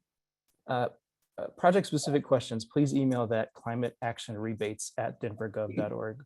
But if you have questions, if you want to talk about the program, if you want to ask things that are not apparent on the website or on the information that's gone out, please reach out to me. My email is right there. And my colleague, Jeff Carroll, is there as well, and he can help support. So hope this is helpful information. I know this is quick. We look forward to continuing to coordinate with you all, continuing to coordinate with the State Energy Office and others to move this forward. So appreciate your feedback and your help with this. And I'll hand it over to Jeff now for his update.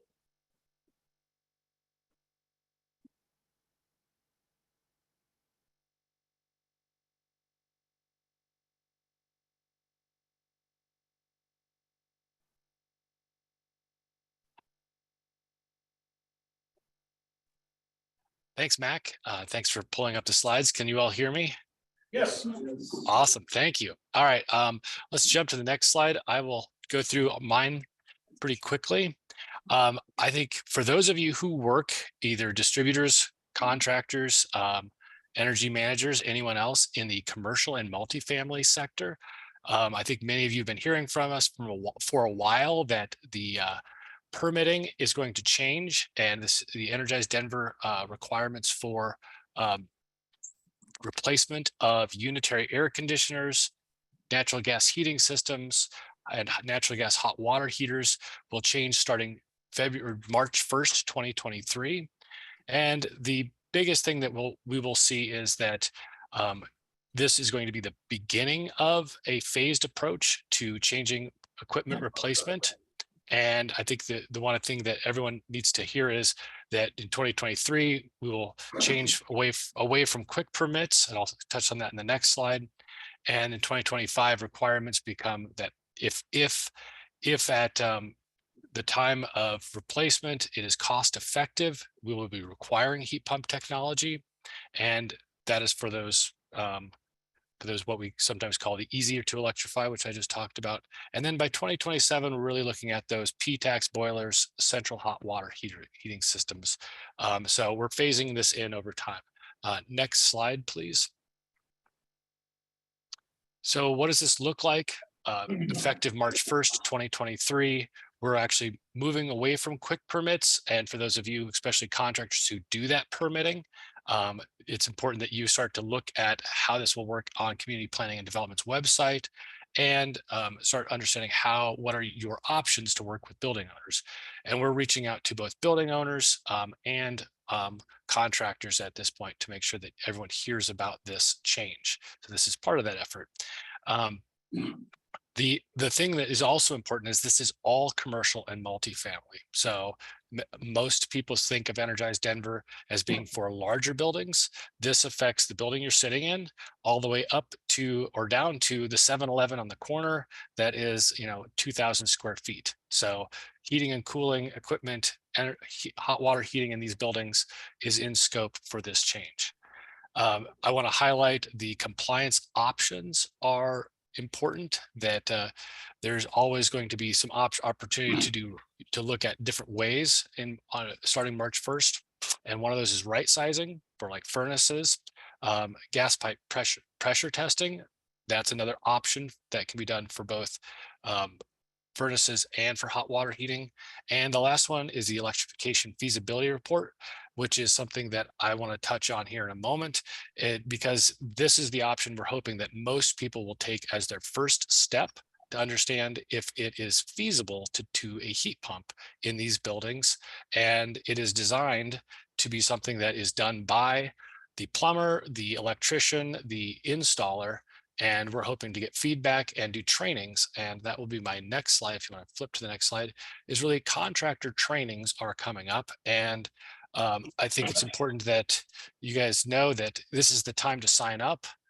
We're holding spots for HVAC contractors, plumbing, and energy professionals this spring, and also design engineers that are probably going to be more involved in the harder to electrify, the boilers, the P-tax systems later this August. The direct link is down below, and I can actually make sure that we get that sent out to all of you, and some website links. And I'm not going to go into all the code. I have added them in slides here if that gets shared out with everyone about what the building codes are changing to for fuel efficiency and for requirements. All of this will be taught and be part of the contractor trainings, as well as how to fill out the feasibility reports, how to talk with building owners and their representatives, have that conversation about, is electrification the right thing to do, or what is the right product for this building? Is it a better gas system? Is it a heat pump with partial gas backup? Is it going fully electric? What are your options, and what's the best thing for that particular building? And this is also the point where we'll be talking about the incentives that will be starting this spring for commercial and multifamily. And we'll be taking feedback from EEBC and from others through our pilot that we're running right now to actually roll those pilots out to our various building owners or distributors or contractors. We're still deciding what stream we will be actually implementing our incentives at. And I'll have you flip all the way to the last slide, and I will give you our contact information.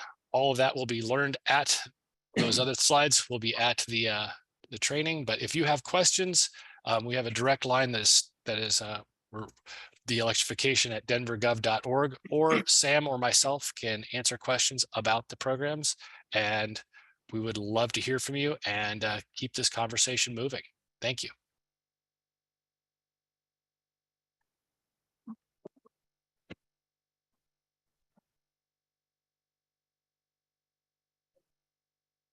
Thanks, Jeff. Appreciate it. Thanks, Matt. Here, more things that we have to figure out that are good that's happening in the market. So next, we will have excited to talk about all the hard work that our members have done, and with our legal team. So we have Howard Geller, who you all know who is retired from SWEEP, and so he's been representing the EEBC as an advisor. And he's also the expert witness in code 2023 DSM plan that we just went through. He can give us an update on where we're at and where we ended up. So we have really a lot of good successes. That is one of the sheets that you received when you came in. We just summarized the settlement document for you to show where the wins are in what areas. And then Casey Camillo, who's from Beaton Davis, who also worked on it. So I think Howard, you are up next. Thank you, Patricia. Good morning, everyone. Assume you're hearing me okay. Sorry, I couldn't be there in person. Let's move on to the next slide. I'm going to start by talking about the DSM plan settlement agreement. There's been a proceeding at the PUC regarding PSCO's 2023 DSM plan that will begin after the commission signs off on the plan, probably in the spring. We will shift from the current plan, which will carry over into next year, to the 23 plan, which is likely to carry over into 2024. And PSCO filed the plan in July, and then we've had some lengthy negotiations. And 2 weeks ago, roughly, a settlement was submitted to the Public Utilities Commission. It includes a lot of the requests that EEBC in particular made. EEBC was probably the most active organization in proposing modifications. And I want to run through the various modifications that we were able to get into the settlement agreement. We didn't get everything that we asked for, but we got a lot. And I feel good about where we've come out. And I thank all the EEBC members that helped in developing our recommendations. We had numerous meetings with the different work groups to develop our proposals.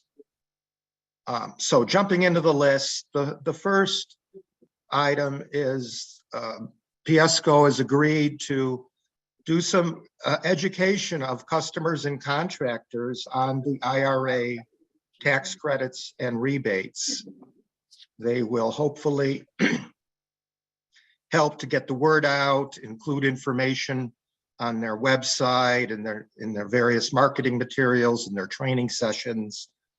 They, of course, have a relationship with their customers, and I think will end up being very helpful in informing both customers and contractors about the tax credits and rebates, and details about eligibility requirements and so forth.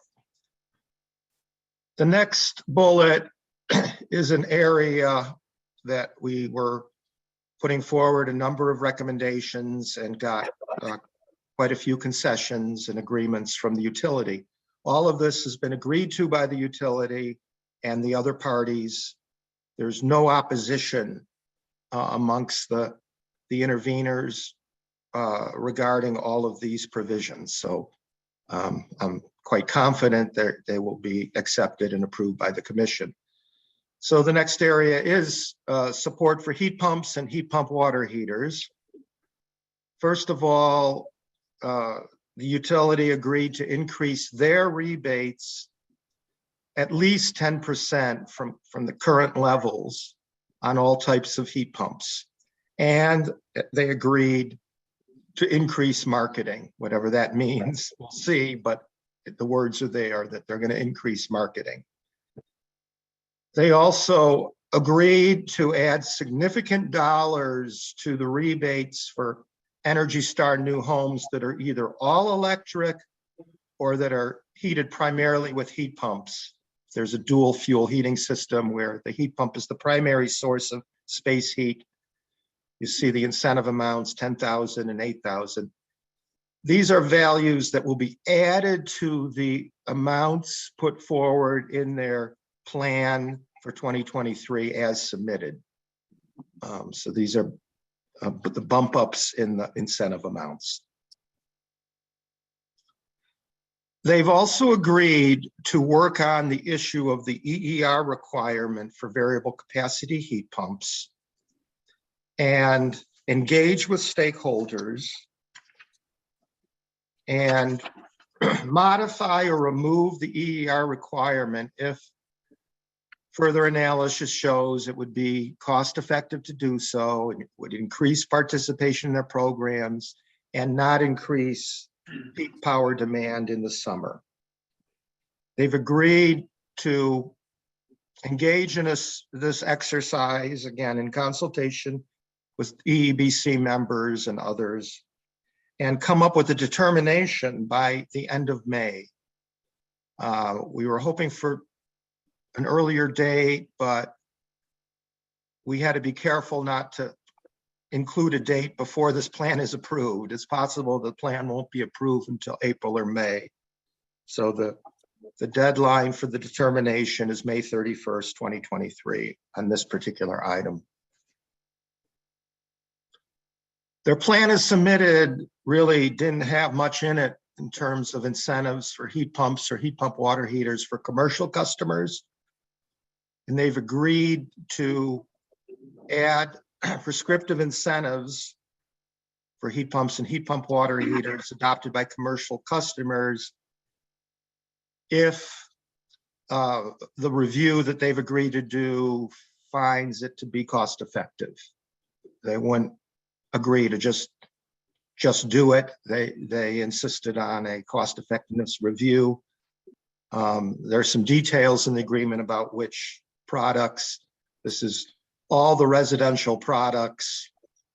All the products that are in the residential program will be reviewed, as well as some additional heat pump products for commercial and multifamily buildings. We also got them to agree that any residential customers that do a comprehensive project and implement heat pumps along with major weatherization measures, insulation, air sealing, and so forth, will get a bonus rebate of $500 to encourage the combination of shifting to heat pumps for space heating and home weatherization. And there's a 6-month window that the customer will have. I think they can do either one first, but then within 6 months, if they do the other, they get the bonus. With respect to heat pump water heaters, which are still sold in very small quantities, they've agreed to work with distributors to try to increase stocking of heat pump water heaters and distributor support for heat pump water heaters by offering distributors incentives for every heat pump water heater they move while maintaining the customer rebates. So hopefully that'll have some impact in ramping up the market for heat pump water heaters. And last but not least, they've agreed to add some new in-person trainings on electrification strategies and technologies for contractors, at least 2. Why don't I finish? There's one more slide. Let me finish the list here and then we can open it up for questions or comments. So we were also asking for inclusion of advanced duct sealing, the AeroSeal technology or equivalent, as a measure that qualifies for rebates. We could not get the utility to agree to do that, but what they agree to do is to evaluate the feasibility of adding duct sealing to both their retrofit programs, insulation, air sealing, whole home efficiency, and new homes programs. And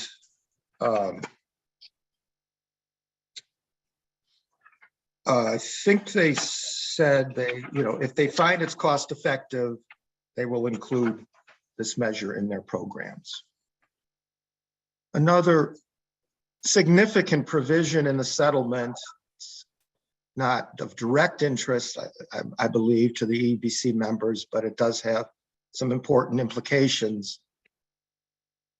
The utility was proposing to continue the in-store discounts on LED lamps in Home Depot, Walmart, Sam's Clubs, Costco, et cetera, the big box stores, for the whole duration of this plan, which doesn't make a lot of sense because a lot of these stores only carry LED lamps at this point.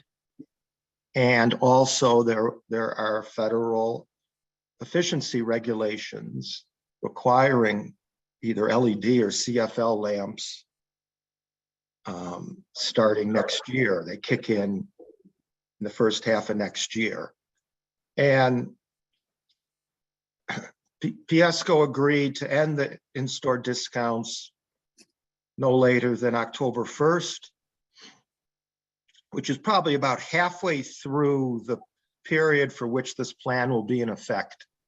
If it's starting in April, it's likely to run to the April of 2024 or so, rough in that time period. And so for about half of the plan period, they will not be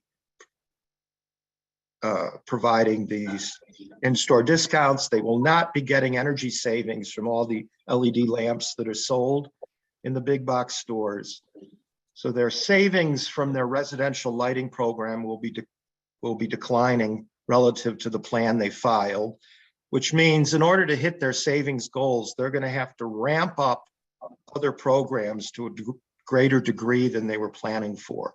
So that's the implication here, is we will hopefully see much greater emphasis in other areas, whether it's HVAC, commercial lighting, new construction, what have you, for getting electric energy savings once they can no longer get any energy savings credit from residential LED lamps, or at least the lamps sold in big box stores.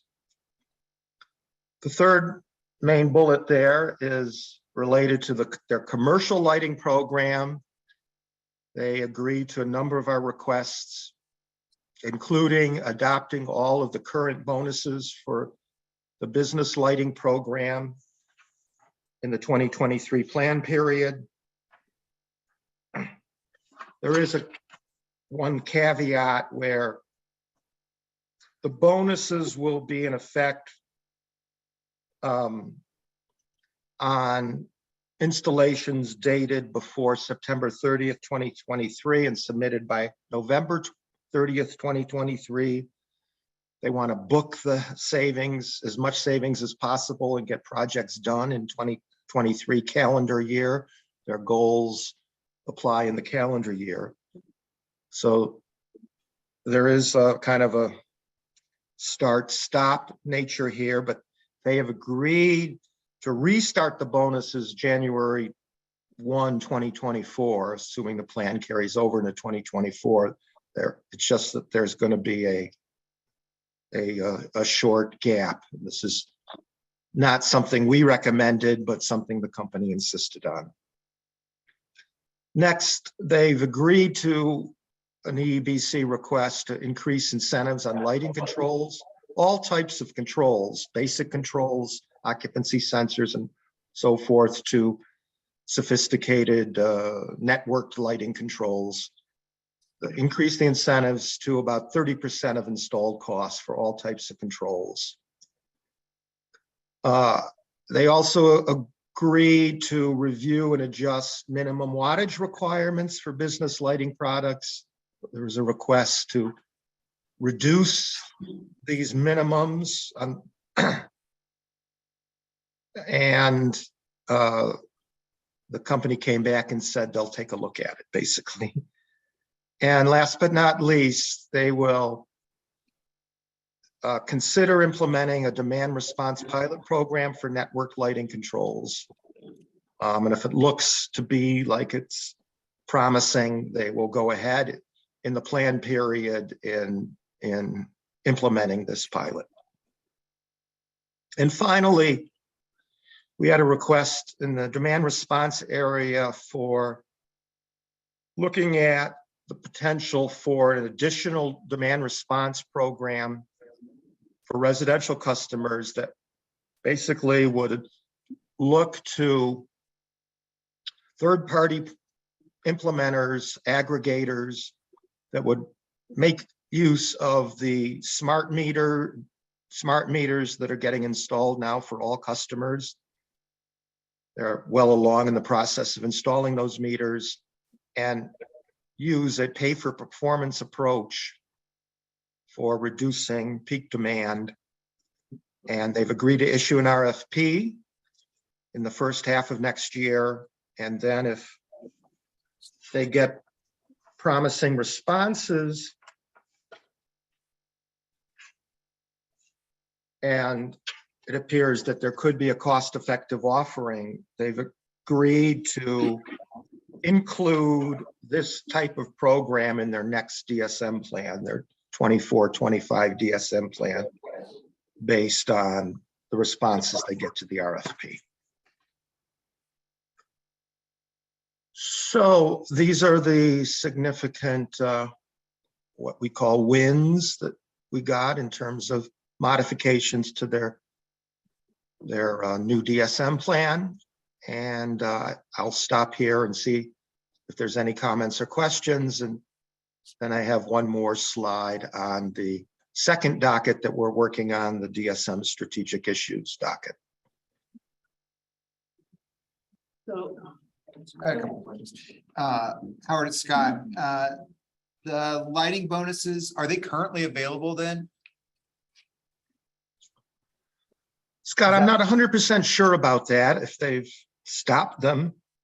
But, you know, we were talking here about the next plan, of course, and whatever bonuses, you know, were in effect, if they've been stopped, will get reinstituted once the new plan takes effect.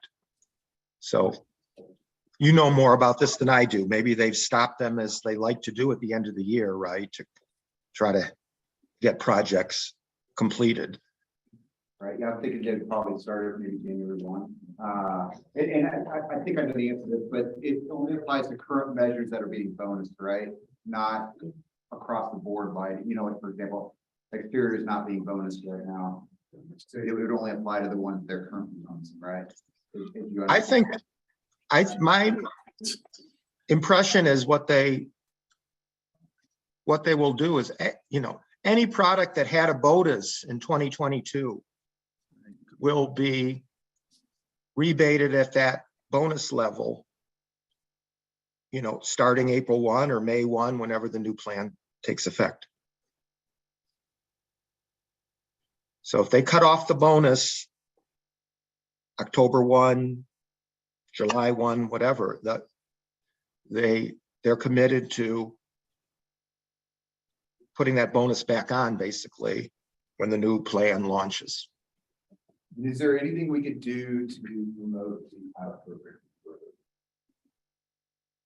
Or is it kind of in their hands? I'm sorry, I didn't fully hear the question. What program? The pilot program, the network lighting control pilot system. Is there anything we can do to further promote it?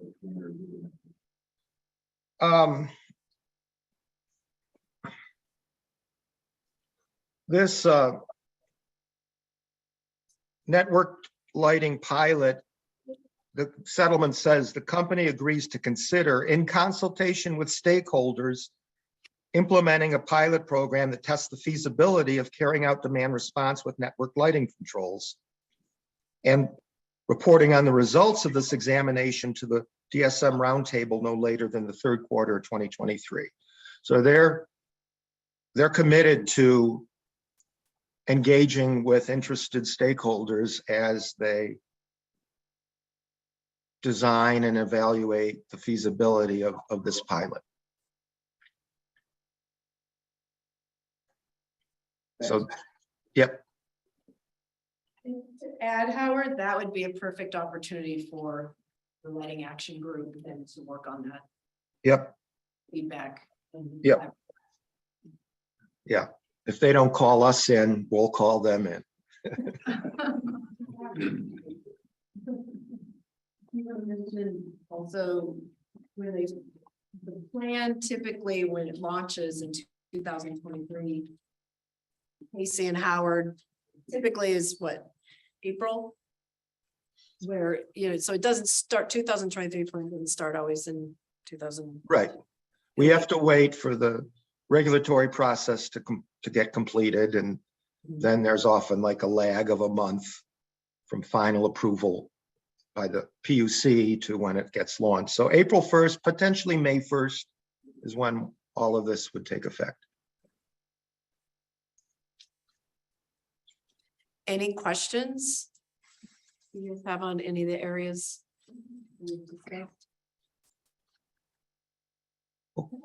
Okay. Did somebody raise their hand online with the question? Keep rolling. Keep rolling. And I would just also want to reiterate, the action groups are really important. We have a policy committee, but the action groups, I think insulation and air sealing really needs to spin up their own group because we heard about all the rebates. It's just not a lot of pumps that's coming in. We're talking about federal, state, and what's happening at Excel as well. So, and so just a shout out to everyone that our lighting action group was really successful. Our HVAC heat pump group was successful in getting some movement on some really big items that prohibits them to have their eligible for the rebates. Those are the types of things that our action groups tackle.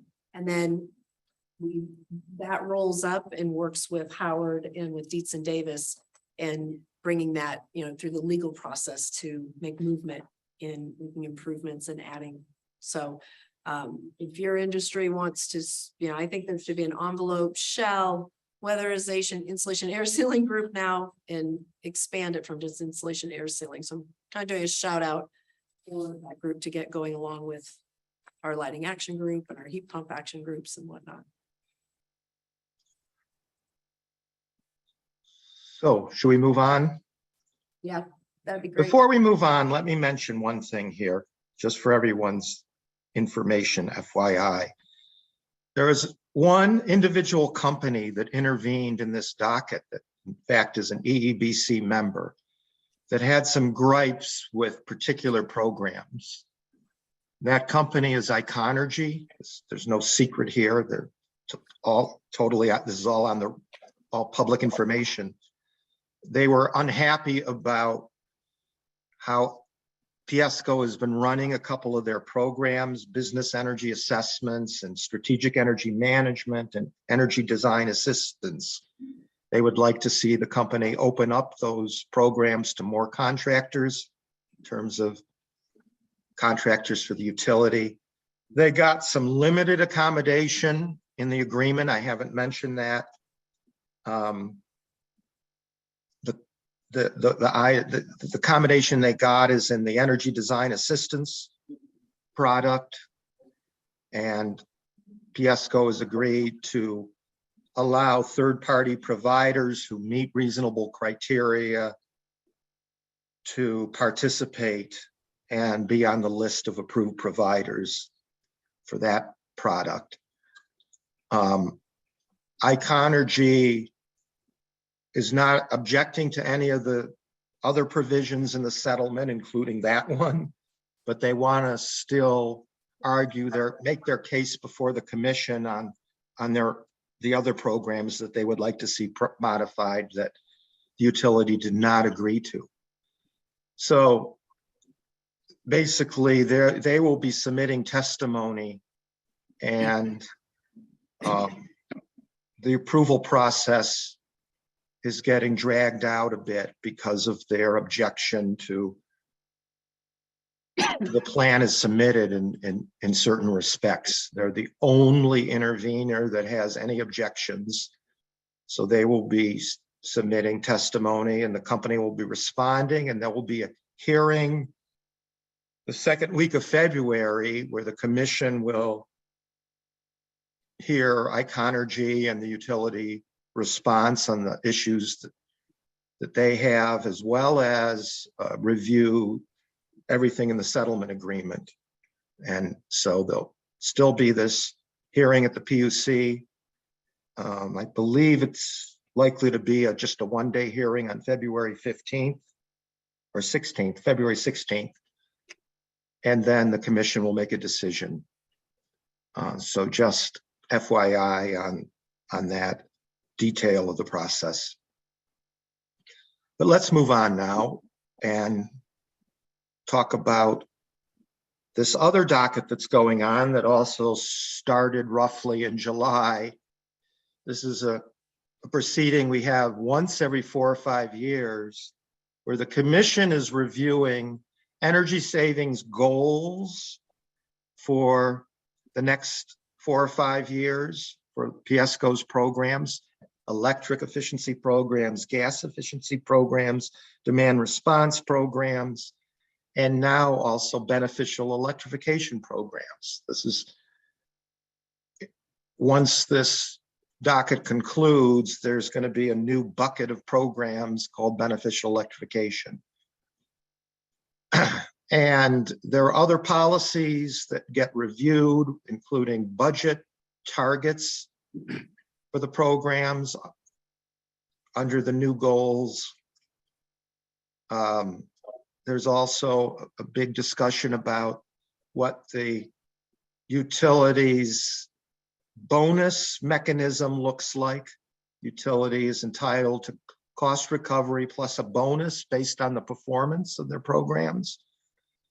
And every time we do this, the commission changes the structure of the incentive mechanism. So that's a big issue on the table. And other policies, this doesn't get into details of programs. It's all the kind of overarching policies that will influence future DSM plans, their 24-25 plan and 26-27 plan will be developed and implemented under these new policies that get adopted in this docket. So it started with the utilities filing of their proposed goals, and on December 8th, EEBC and other interveners filed their responses to what the company proposed. So for EEBC, Mark Brown put in testimony representing a business member of EEBC, and then I submitted detailed testimony, about 85 pages of testimony on a lot of the different issues, goals and budgets and incentive mechanism and so forth. So here's kind of a summary of some of the key provisions in our response to what Piesco filed. First of all, Piesco proposed significant reductions in electric savings goals, a sort of a step down, where by 2025, 2027, they would only have a goal of, I think, about 280 gigawatt hours, a million kilowatt hours. Their current goal is 500. So they want to go down over time to a goal that's only like half of their current goal. We came back and proposed a goal of 460 gigawatt hours per year that would remain steady over time. And the last two times this was done, the commission adopted flat goals for the entire time period of the decision. And we want to continue that. Fortunately, other interveners, including the staff of the commission, also proposed a goal of around this level that would be flat over time. The higher the goal, the more utility will do in terms of higher rebates, more marketing, more promotion, more products. So it's in our interest to get as high a goal as possible. We also proposed a budget target of 96 million a year with the flexibility for the utility to go up to 20% higher than the budget target without getting commission approval. They currently have a budget target of about 78 million. But with the increase in costs that we're all experiencing for the different measures and labor and so forth, the budgets need to go up. In addition, the proposal is no more residential lighting program, which has been a big source of savings and inexpensive savings. So the cost per unit of savings is going to go up a bit when we don't have residential lighting, the LED lamps in the program. On the other hand, the utility did propose ramping up the natural gas savings goals from current levels. They've been putting more priority and attention to natural gas savings. The 2023 plan that we just talked about has a higher goal than their current plan for gas savings, and they've proposed continuing to increase the gas savings goals during 2024 through 2027. We supported the goals they proposed for natural gas savings, but suggested that they probably need higher budgets than what they proposed. So we proposed a 20% higher budget level. The utility put forward beneficial electrification goals. They ramp up. And we said, yes, we'll meet your proposed goals and roughly double them. So we proposed electrification goals. They're expressed in terms of gas savings from electrification measures. We proposed goals that are about twice as high as what the PSCO proposed. And also talked about much greater support for cold climate heat pumps in all electric new homes. They indicated that the main focus of their program will be on dual fuel heating systems, heat pumps that are installed in combination with the furnace. And we'd like to see that still be part of the program, but not the highest priority. We also had a revised proposal on this incentive mechanism, the bonus that the company would get, and suggest basing it on energy savings, electrification savings, and net economic benefits, so that the more the utility saves, the higher the bonus, and the more economic benefit that results from the program, the higher the bonus. And one of the issues is a cap on the bonus, and we proposed a cap at $30 million. It would be a hard cap. Utility proposed as a kind of a soft cap where they could get even more above $30 million. Of course, this is money that all customers pay. It doesn't come out of the thin air or the federal government. It's money that's collected from ratepayers. And last but not least, there's a proposal the PSCO made to, in general, expand contractor training and workforce development as they implement programs starting in 2024. And this is something we enthusiastically supported. So sorry if I took too much time, but I wanted to highlight this. We're in the midst of this proceeding. The next step is the company's responses to intervener testimony, as well as interveners getting to respond to other interveners. Oh, right. I think we have a slide to show on the process, so I'll let Casey show that, and you'll see exactly what the process looks like. Thank you, Howard. And to just put that in perspective, this is the umbrella of all the funding that goes into all the programs that you are using for rebates. And so the idea is to get as much as possible so that your programs will be funded with the types of rebates that you need. And we're going to see there's so much more happening with beneficial electrification, what those could possibly be. And so we're rolling in the new goals and strategic issues that Howard talked about into the 2024 So it's a big deal. It's technical, but it's critical to make a for all of us in our industries. So Casey's going to talk about just the next steps that are going to be happening in that process where you guys get involved. And beforehand, I know we're getting close to the end. I want to make sure that I gave a shout out to Brian Christoph in the back with ICAST. He's here to talk to you. His workforce is the major piece that you need to make your jobs and make your businesses grow.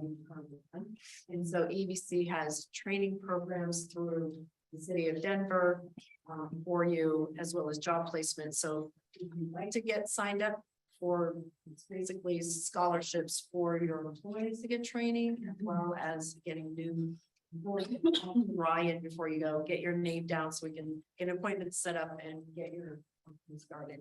It's an exclusive benefit to EEBC members. So take advantage of it. Go ahead. Great. Thanks, Patricia. Good morning, everyone. It's so nice to see everyone in person. Thanks for bearing with us on time. My name is Casey Canelio. I'm one of EEBC's attorneys. I work at Dietz & Davis, which is up in Boulder. And I also work with Mark Detsky and Matt Nadal at our office, and we have been busy representing EEBC at the Colorado Public Utilities Commission. So I'm just going to give a quick process update. I know Howard spoke a little bit to the timing on the 2023 plan. So we'll just go right into that one. So as Howard mentioned, we did file, the company filed a comprehensive settlement agreement with the PUC earlier this month.